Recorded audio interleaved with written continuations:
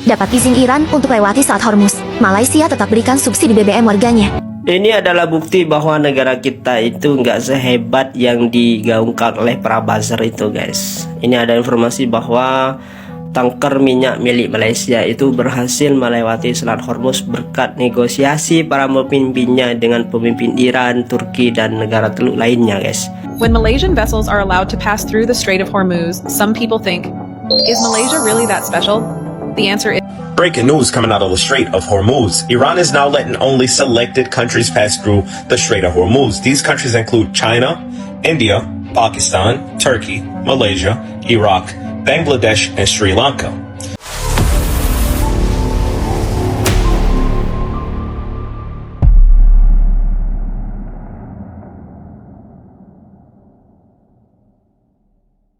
Halo gengs, lagi santai tapi pengen update info dunia?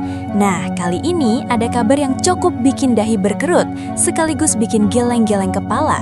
Bayangin aja, jalur minyak paling penting di dunia tiba-tiba jadi jalur VIP yang gak semua negara bisa lewat. Lah, ini jalan tol apa undangan nikahan ya gengs? Dapat izin Iran untuk lewati Selat Hormuz. Malaysia tetap berikan subsidi BBM warganya. Perdana Menteri Anwar Ibrahim berhasil melobi Iran agar kapal Malaysia bisa melintasi Selat Hormuz. Diplomasi ini krusial untuk mengamankan pasokan energi nasional di tengah meluasnya konflik Timur Tengah. Pemerintah Malaysia tetap mempertahankan subsidi BBM meski distribusi global terganggu. Langkah penyesuaian kuota bulanan diambil guna menjaga stabilitas ekonomi domestik. Meski telah mendapatkan izin, Malaysia tetap akan mengelola penggunaan BBM dengan hati-hati. Kini, warga Malaysia tidak perlu khawatir kenaikan harga BBM akibat konflik di Timur Tengah. Rundingan Malaysia dengan Iran berjaya. Jadi untuk pengetahuan korang, kapal minyak Malaysia dibenarkan melalui Selat Hormuz. Jadi secara rasminya rundingan dengan Iran ni berjaya hari ini. Dan dalam masa yang sama juga, Malaysia sedang mempertimbangkan waktu bekerja lebih fleksibel, bekerja daripada rumah untuk sektor awam dan juga swasta. Jadi itu saja untuk setakat ni. Kalau ada apa-apa lagi aku akan update lagi. Jadi gerak lu. Apa-apa? Hola. Peace, one love. Assalamualaikum. Peace. when Malaysian vessels are allowed to pass through the Strait of Hormuz, some people think, is Malaysia really that special? The answer is yes, but not because of luck. In the current Middle East crisis, many vessels are restricted, routes are tighter, risks are higher. But Malaysia still gets access. Why? Because of Anwar Ibrahim's diplomatic approach. He has been consistent, firm on Palestine, critical of violence, yet maintaining working relationships with all sides. In his special address, Anwar himself highlighted that any disruption in the Strait of Hormuz could impact global and Malaysian oil supply. What does that mean? The government isn't waiting for a crisis to hit. It is actively managing the situation, so Malaysia doesn't bear the worst of it. Yes, Malaysia-Iran relations are not new, but relationships don't sustain themselves. They need to be maintained, negotiated, strengthened. And in a tense global situation like this, Malaysia is still trusted enough to pass through. So the next time you see news like this, don't just ask, why are fuel prices going up? Ask the bigger question, how is Malaysia still able to move when the rest of the world is tightening? In geopolitics, the safest country isn't the strongest. It's the one that knows how to manage relationships. Breaking news coming out of the Strait of Hormuz. Iran is now letting only selected countries pass through the Strait of Hormuz. These countries include China, India, Pakistan, Turkey, Malaysia, Iraq, Bangladesh, and Sri Lanka. Countries that are strictly blocked, even if they pay the 2 million yuan fee, are the United States, Israel, Japan, and South Korea. This is the largest and most crucial toll gate on earth, and now Iran controls it. Perdana Menteri Malaysia yang ada pada hari ini bukan kaleng-kaleng ya saudara. Cuba tengok berita dari Russia TV. Akhirnya Menteri Luar Iran menyatakan bahawa kapal-kapal yang dari Malaysia tidak ada masalah untuk melepasi Selat Hormuz.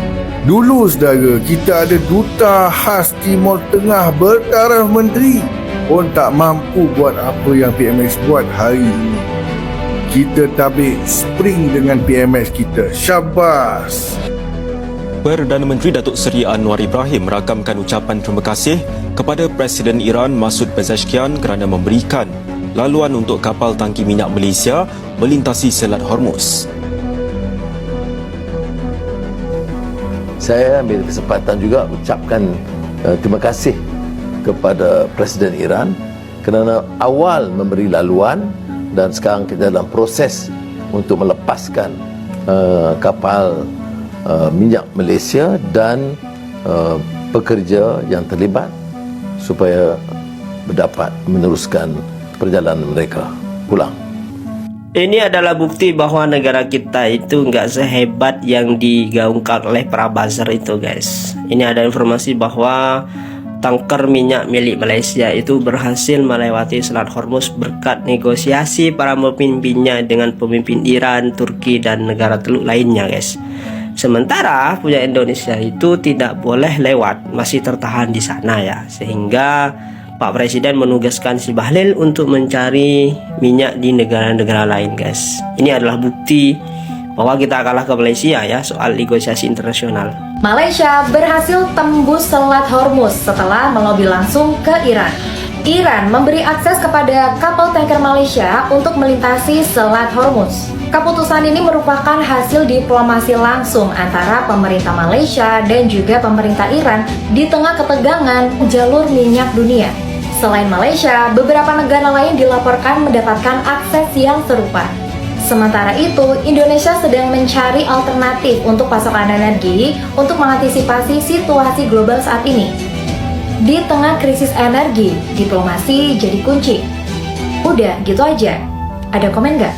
Malaysia sekarang menjadi salah satu negara yang dibolehin lewat Selat Hormuz. Ini dikonfirmasi langsung sama Menlunya Iran. Katanya udah ada 6 negara nih yang dianggap sahabat sama mereka dan dibolehin lewat. At least Malaysia bisa napas dikit lah terkait pasokan minyaknya. Sedangkan Indonesia, 2 kapal kita aja masih terjebak di sana. Udah hampir sebulan loh. Alih-alih gencar melobi, pemerintah justru milih untuk mengalihkan pasokan minyak ke negara lain. Cuma ya bisa jadi harganya makin bengkak gitu, karena dari sisi ongkos logistik, jarak, dan waktu tempuh, Timur Tengah itu jauh lebih dekat dibandingkan dengan Amerika atau Afrika yang sekarang jadi opsi. Inilah pentingnya ketegasan dalam berdiplomasi ya guys ya.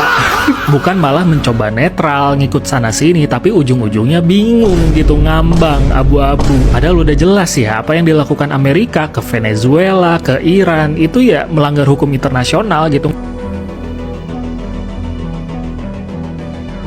Jadi gini gengs, di tengah panasnya konflik Timur Tengah, Iran dikabarkan hanya mengizinkan beberapa negara tertentu untuk melintasi Selat Hormuz, jalur super penting buat distribusi energi dunia.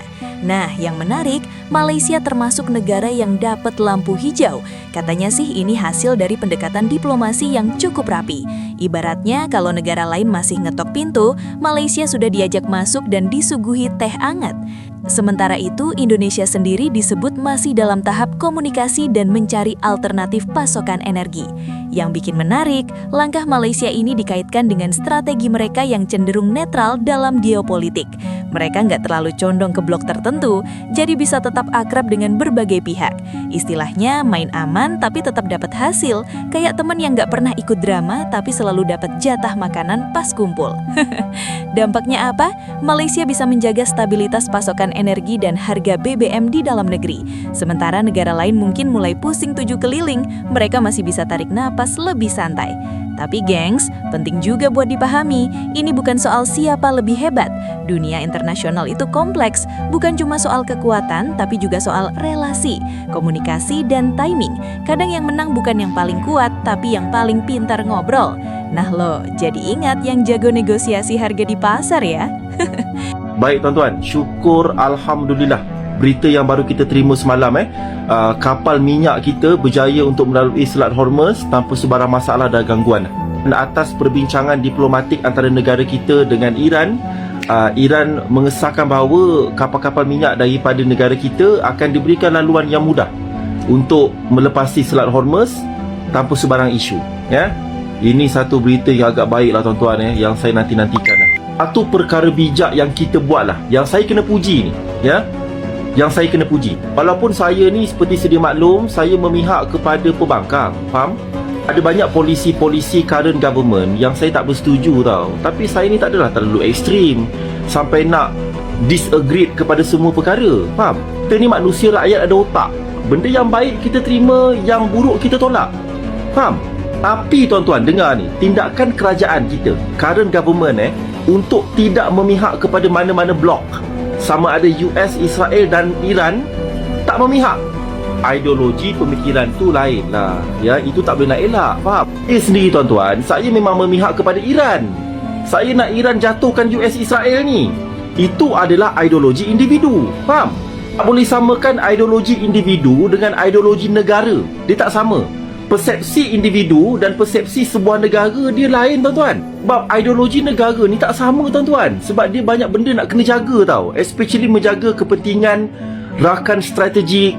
Faham? Kepentingan ekonomi, kepentingan hubungan luar, kepentingan pelaburan negara kita untuk tarik pelabur daripada US. Faham tak ni? Malaysia mesti nampak neutral. Jelas tak? Dia konsep dia mudah tuan-tuan. Bila kita jaga hubungan diplomatik kita dengan Iran, secara automatik kapal kita boleh keluar daripada Selat Hormuz tanpa gangguan. Dan ini akan menjaga rantaian suplai minyak dekat negara kita. Yang secara automatik akan memastikan bekalan minyak tu stabil dan takkan berlaku sebarang lonjakan yang tiba-tiba. Jelas tak ni?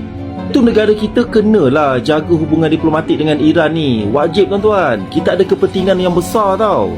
Dan kita juga tak boleh nampak terlalu memihak kepada US. Takut nanti negara Islam, especially macam negara-negara yang berhaluan kiri macam Iran sebagai contoh, akan boykot dan sabotaj kita balik. Faham? Sebab itu tuan-tuan, kadang-kadang bila kita nak menyentuh isu diplomatik kan, isu hubungan luar dan sebagainya, kita kena faham tau, hubungan baik dengan semua negara ni penting. Kita Malaysia ni kena nampak yang macam kita ni berkawan dengan semua lah. Faham? Tapi individu tak boleh elak. Faham? Macam saya hentam US kan, saya hentam Israel. Jelas? Itu ideologi peribadi saya. Jelas tak ni? Saya secara peribadi saya menyampah dengan US Israel ni. Dan saya nak Iran kalau boleh lawan habis-habisan. Tetapi saya tak boleh nak paksa negara saya Malaysia ni untuk ikut ideologi yang sama dengan otak saya. Tak boleh tuan-tuan. Saya tak ada kepentingan pun. Itu sekadar persepsi individu saya je. Tapi negara ni besar tuan-tuan. Dia melibatkan kepentingan bersama tau.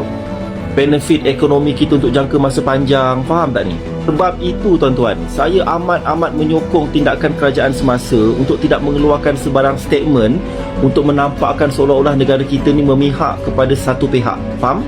Dan kalau kita buat macam itu, dia akan memberikan kesan yang besar kepada mata wang ringgit kita tau. Dan kita dah cuba nak campur tangan dalam sistem geopolitik dunia. Bila mata wang kita terganggu, inflasi meningkat, harga barang meningkat, harga minyak meningkat, laburan tak masuk negara kita. Faham tak? Dan ini akan pastinya menjejaskan GDP kita, KDNK kita dan sebagainya lah. Faham? Dengan kata lain, kita kena mengamalkan diplomasi matang lah. Faham? Untuk apa tuan-tuan? In the end pada saya matlamatnya satu je lah, ke arah kestabilan. Okey? Tapi apa pun, saya ucapkan tahniah kepada kerajaan semasa kerana berjaya berbincang secara diplomatik dengan Tehran untuk membenarkan kapal kita lalu Selat Hormuz tanpa gangguan. Dan secara automatik memastikan bekalan minyak ke negara kita ni lebih stabil dan tak berlaku lonjakan yang melampau. Okey? InsyaAllah lah, harap-harap minggu depan harga minyak turun. Itu je. Bye.